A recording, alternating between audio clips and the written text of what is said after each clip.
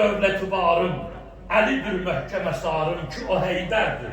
Qəzənfərdir, müzəffərdir, hünərvərdir, münəvvərdir. Güneşdir hamı xülya, odur gerçek. Vüqarımdır, baharımdır, adı dildə şüarımdır. Əlidir cismidə canım, şöhrət-i şanım. O mənə dindir, imandır, o vücudumdaki kandır. Üzüdür cümmə hitabat, gözüdür batini Kur'an, sözüdür aye-i Sübhan. Bir adı Heydər-i Kərrar, birisi sahibi əsrar. Əlidir leyl-i nəharım, Əlidir səbr-i qərarım. Kimə həq verdi bu hüsnü ki ola? Bədri camalda, hani bir kimsə belə əhl-i kəmalda. Əli üçün dəst-i xudadır, yolu bu, rah-i hudadır. Adı bimara dəvadır.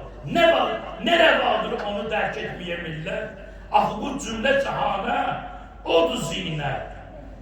Axı bu cümlə cəhana, odur zinət. Ola bilməz daha dünyada belə âli təbiət, belə xislət, belə qüdrət, belə siqlət.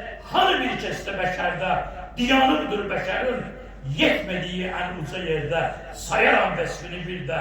O səbəbkarı cahandır, o hükümdarı zamandır, o şəhidini imandır, o məhi oldu sədaqət, o gülün bağı nübüvvət, o elə kan-ı səxadır, o elə bəhri vəfadır ki, deyil mislinə uyğun yazılar, min belə məzmun. Axı kimdir Hacı Sultan diye tarif onun üçün.